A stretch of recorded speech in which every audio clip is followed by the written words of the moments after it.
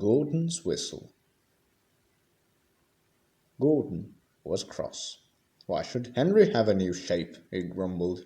"A shape good enough for me is good enough for him. He goes gallivanting off the crew, leaving us to do his work. It's disgraceful. And there's another thing.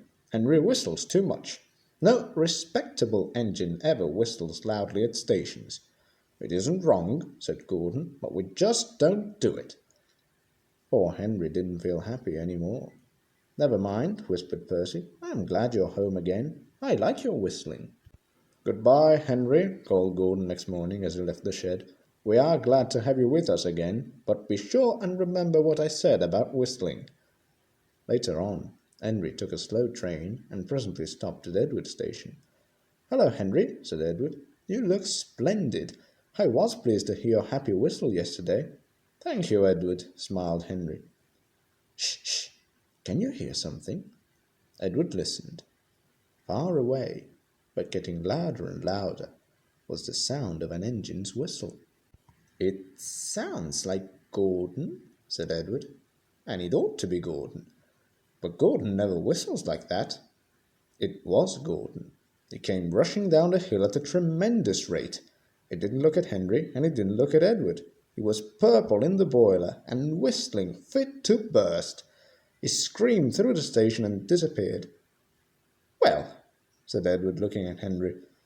"It isn't wrong," chuckled Henry, "but we just don't do it." And he told Edward what Gordon had said.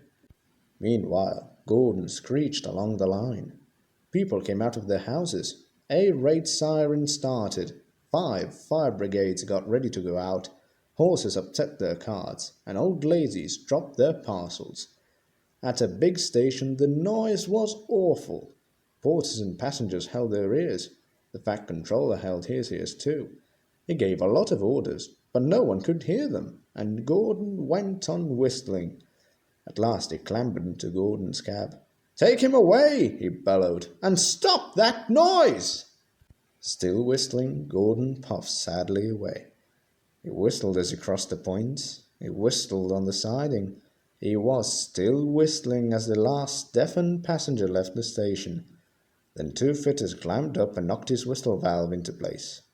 And there was silence. Gordon slunk into the shed. He was glad it was empty.